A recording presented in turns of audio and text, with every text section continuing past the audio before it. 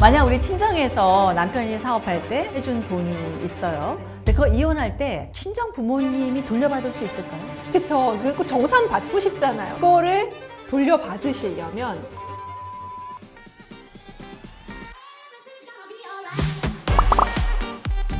안녕하세요. 매종나 유튜브 가족 여러분, 우리 메아리들. 우리 지난주에 이상한 변호사 한승미 변호사를 모시고 상간소송에 대해서 알아봤는데 난리가 났어요. 너무 흥미롭다. 예. 이상한 변호사 한승미 변호사님을 한 주만 더 모시자 해서 오늘 또 이렇게 옆자리에 모셨습니다. 안녕하셨어요? 네, 반갑습니다. 지난 영상에서 제가 상간소송의 모든 것을 엑기스만 뽑아서 전달드렸었는데 네.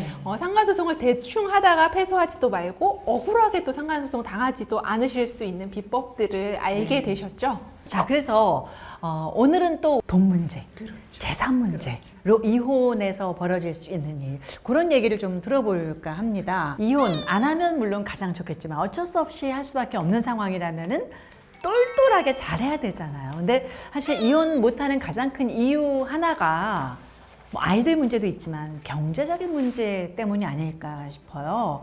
경제력이 없는 경우도 그렇지만 둘이 모아온 재산을 잘 나누는 것도 굉장히 중요한 문제죠.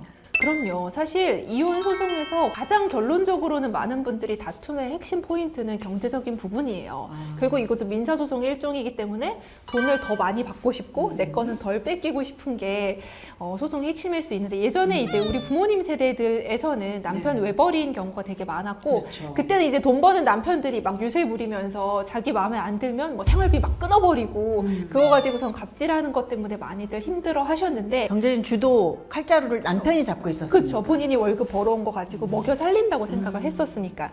요즘은 점점 맞벌이 부부들이 늘어나면서 생활비를 또 누가 더 부담하느냐, 덜 부담하느냐, 또는 뭐 양가에 뭐 친정에는 얼마 하는데 시댁에는 얼마를 하느냐, 또 뭐 경제권을 누가 갖느냐, 이런 문제들로 또 다시 싸움들이 일어나고 있습니다. 그래서 많이 벌면 많이 버는 대로, 적게 벌면 적게 버는 대로 싸움이 있을 수밖에 없는 게 부부간 경제 문제인 것 같아요. 근데 이제 집이나 땅 이런 게 있잖아요. 그랬을 경우에 부부 공동 명의로 해놓는 게 바람직할 거 아니야? 한 사람 명의로 하는 게 뭐 세금에 유리하다 이런 말도 있고. 세무적인 건 제가 정확하게는 모르겠지만 일단은 이혼을 조금이라도 염두에 두고 계시다면 일단 공동명의 하셔야 된다고 제가 말씀을 드려요. 물론 이제 내가 다 갖고 있던 상황에서는 넘겨주는 게 쉽지 않은 문제인데, 이제 여성분들, 특히나 본인 명의로 부동산 명의가 없으신 분들은 내가 이혼을 할 수도 있겠다는 위기감이 들 때 일단 공동명의를 밀어붙이셔야 됩니다. 전업주부일 경우에 전업주부일 경우에는 공동명의로 본인이 절반 정도의 지분을 받아두는 게 왜 중요하냐면, 이게 부부 사이라도 단독 명의로 되어 있는 사람이 자기 명의의 재산을 마음대로 처분할 수 있어요.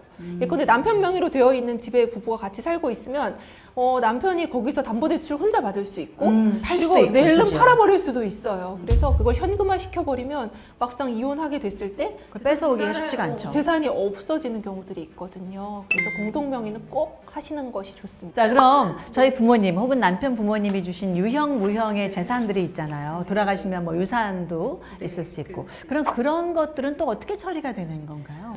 일단은 이혼하는 시점에 부부의 명의로 되어 있는 재산은 다 일단 이혼 재산 분할 대상이 된다고 생각하셔야 돼요. 그래서 많은 분들이 이거 우리 아버지가 물려주신 건데 왜 이거를 넣어서 나누자고 합니까? 라고 따지시는데, 일단은 부부의 재산이라고 보고 나중에 이제 기여도에서 조금 더 조절을 해주거든요.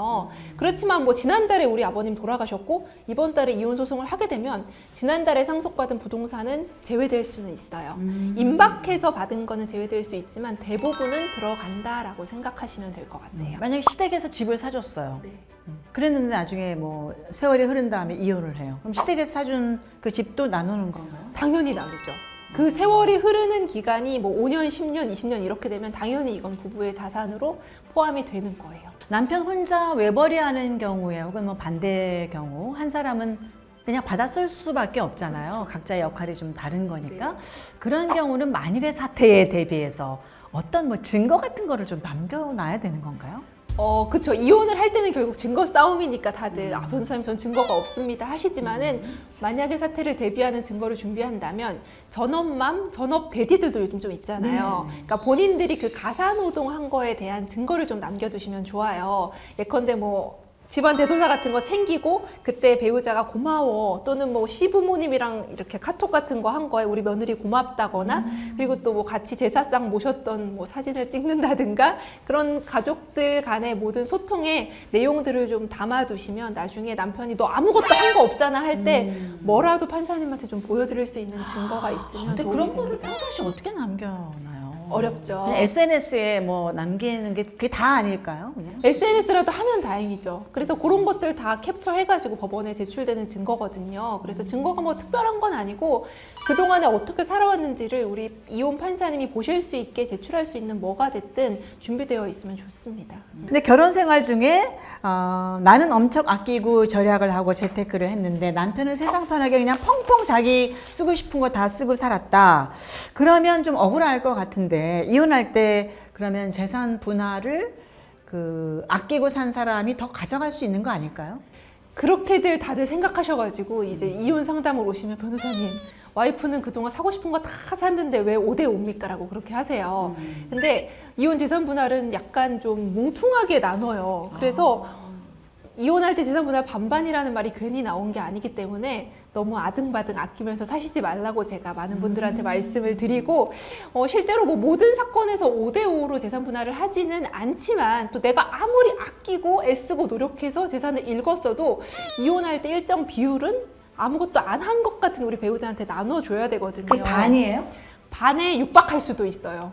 그래서 조금 한쪽은 억울해하고 한쪽도 부족하다고 말씀을 하시죠. 사실 뭐 저 같아도 맨날 억울하고 내가 더 고생하는 것 같기는 한데 모든 부부들이 이 5대5에 만족하시는 경우는 없거든요. 그렇지만은 5대5로 판단하는 경우가 많으니까 너무 아등바등 아끼면서 힘들게 사시지 말라고 조언드립니다. 만약 우리 친정에서 남편이 사업할 때 한 3억 정도 이제 예를 들면 이렇게 해준 돈이 있어요. 네. 근데 그거 이혼할 때 친정 부모님이 돌려받을 수 있을까요? 그쵸. 그 정산 받고 싶잖아요. 사실 사이 좋을 때는 사위한테 도움을 줄 수 있지만 그렇죠. 우리 딸이랑 이혼하는데 내가 그 돈을 왜 줘나요? 괘씸하잖아. 예. 그래서 이게 재산분할 대상이 되느냐 안 되느냐가 이제 핵심적인 질문으로 많이들 이제 물어보시는데 그거를 돌려받으시려면 대여금으로 증거를 명확하게 남겨둬야 돼요. 사실 부모 자식 간에는 그냥 주는 경우가 있잖아요. 그냥 주는 증여인 경우가 훨씬 많지 이거를 차용금으로 주는 경우는 드물잖아요.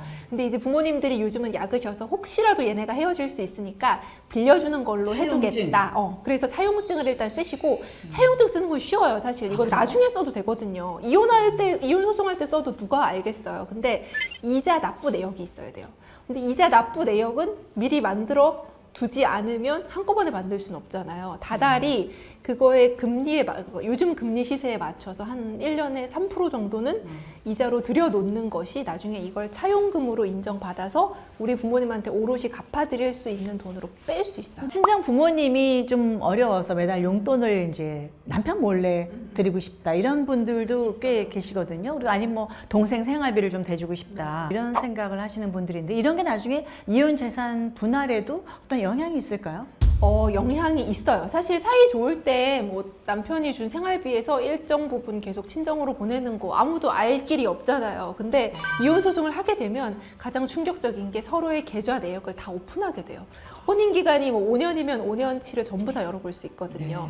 그러면 이제 거기서 더 판도라의 상자가 열리는 거죠. 배우자가 이렇게 돈을 썼구나 그동안 나 몰래 이렇게 했어? 근데 뭐 그건 친정이 해준 돈뿐 아니라 남편이 예컨대 뭐 코인에 투자하거나 뭐 선물 투자 같은 거에서 막 손실한 것까지 확인이 되면 결국은 이제 그 돈은 사라졌지만 재산 분할의 비율을 산정할 때 그렇게 돈을 친정으로 빼돌리거나 그렇게 투자를 해서 말아먹은 게 발견되면 불리하게 작용할 수 있어서 그 돈까지 반으로 나누는 거예요? 그쵸. 그 돈이 사라진 상태의 자산 상태를 이제 반으로는 못 나누죠. 반반 나누면 억울하잖아요, 남편이. 더 받아야 되겠네요. 그쵸. 그래서 비율을 5대5가 아니라 돈을 친정으로 빼돌린 층은 3 정도만 가져가게 비율을 좀 줄어들게 되겠죠. 그리고 요즘 황혼 이혼도 굉장히 많아지고 있잖아요. 네, 근데 황혼 이혼하고 나서 새 배우자를 만날 때 이게 그 재산 문제 때문에 이게 재혼이 안 되는 경우가 많이 있다면서요? 맞아요. 사실 이게 법률혼을 하고 싶은데 법률혼 하고 나면 사실 황혼에는 재혼하자마자 돌아가시는 경우들도 있고 해서 상속 이슈가 발생하니까 자녀분들이 재혼 신고를 반대하세요.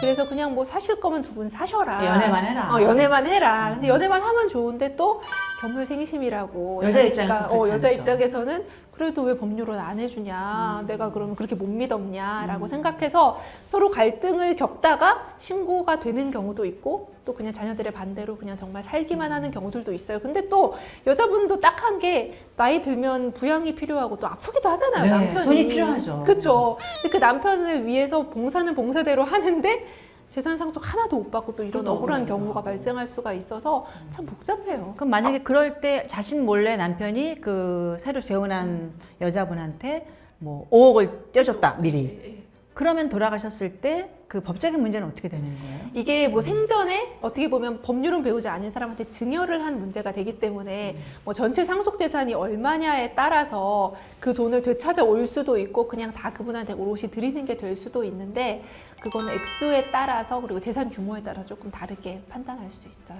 그 예를 들면 내 남편이 돌아가셨는데 유품을 정리하다가 어떤 다른 여성하고 사랑했던 증거를 발견했을 때 뭐 소송도 하고 뭐 그런 전례가 있다고 들었어요. 네네, 그런 케이스들이 있어요. 사실 요즘 핸드폰에 워낙 많은 정보들이 있으니까 돌아가시고 나면 살아있는 이제 배우자가 핸드폰 정리하게 되죠. 그래서 어떤 이제 여성분이 남편이 병으로 돌아가셨어요. 그리고 돌아가시고 나서 유품 정리하면서 문자 같은 걸 쭉 보다가 놀라운 걸 발견한 거죠. 거기에 어떤 여성과 되게 오랜 기간 깊은 관계로 연인 관계를 유지했었고 지극정성으로 간호해서 남편 보냈는데 보내고 보니까 다른 다른 여자가 여자가 있었다. 있었다는 거죠. 그래서 그 여성 상대로 또 저희가 돌아가셨는데도 불구하고 상간자 소송을 우리 1편에서 말씀드렸던 상간자 네. 소송하고 그랬던 적이 있죠. 자, 지난주에 이어서 이혼 전문 한승미 변호사님과 같이 부부 재산 관리법에 대해서 말씀을 나눠봤습니다. 이 부부 사이가 경제적인 이슈가 없을 수는 없잖아요. 만에 하나 이혼 이슈가 터졌을 때 재산 관리 꼼꼼하게 해놓지 않으면 소송에서 좀 모호해질 수도 있을 것 같은데 실제 그 사례도 이렇게 말씀을 해주셨고요. 어떻게 이제 마무리를 해야 될 것 같습니다. 네, 오늘 말씀드린 것처럼 부부 재산은 공동 명의로 해두시는 게 핵심이고 또 보유할 때도 비슷하게 아예 취득 자체를 하시면 더 좋겠고 양가에서 오는 자산들은 이체 내역 명확하게 남겨두고 차용금으로 남기고 싶으면 이자도 조금씩 납부해 두시는 게 좋을 것 같고 그리고 배우자한테 말 못할 금전 거래는 조금 자제하시는 게 좋지 않을까라는 생각이고요. 마지막으로는 너무 아등바등 아끼면서 살지는 마시라는 말씀 드립니다. 네, 아유 너무너무 감사합니다. 자, 우리 메아리들 혹시나 뭐 더 궁금한 게 있거나 이혼을 고민하신다면 이상한 변호사 한승미 변호사께 상담하시면 좋을 것 같습니다. 자, 우리 메아리들 구독과 좋아요, 알림 설정, 댓글 아시죠? 혹시나 댓글라도 나 이런 거 궁금해요, 이런 거 좀 해주세요 하면은 댓글 남겨주시면 제가 그런 아이템을 또 선정하도록 하겠습니다. 함께 해주신 여러분 고맙습니다. 다음 시간에 또 봬요. 네, 고맙습니다. 감사합니다.